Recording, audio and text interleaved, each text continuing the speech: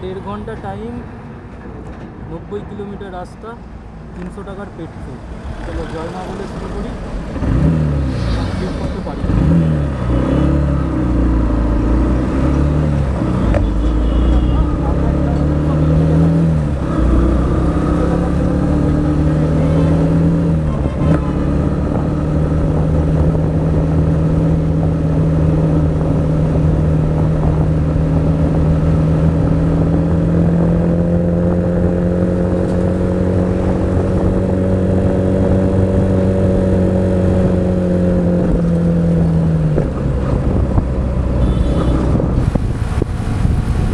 একদম মাখন রাস্তা, 90 কিলোমিটার যাবো, 90 কিলোমিটার আসবো।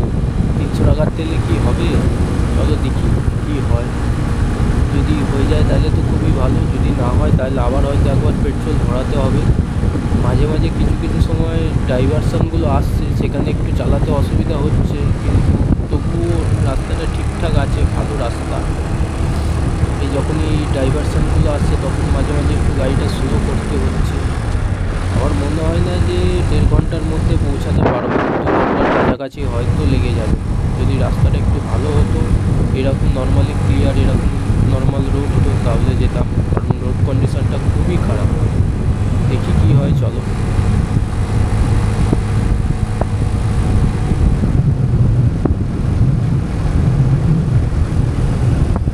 এখনও মোটামুটি ধরে নাও হাফ রাস্তা পৌঁছালাম। এখনও এখান থেকে প্রায় 40 মিনিটের কাছাকাছি তো লাগবেই। রাস্তাটা দেখো, ব্রিজের উপরে রাস্তা, ন্যাশনাল হাইওয়ে, কিন্তু এরকম খারাপ অবস্থা। প্রচণ্ড অসুবিধা হচ্ছে গাড়ি চালাতে, যেখানে সেখানে ব্রেক মারতে হচ্ছে।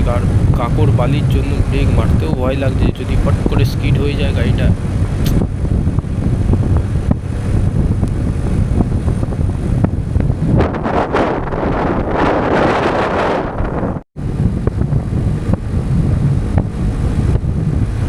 সো বন্ধুরা, ফাইনালি প্রায় অনেকটা গাড়ি চালিয়ে আসার পর এখন পেলাম হচ্ছে দুর্গাপুর এক্সপ্রেস হাইওয়ে।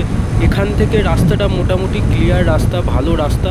এখান থেকে বর্ধমান অবধি মোটামুটি ধরে নাও 20 থেকে 25 কিলোমিটার রাস্তা হবে। এটা খুবই সুন্দর রাস্তা, ক্লিয়ার রাস্তা। যদি যতদিন আমাদের ওই পলসা অবধি রাস্তাটা ঠিকঠাক থাকবে না, ততদিন একটুখানি আসা যাওয়া করতে অসুবিধা হবে।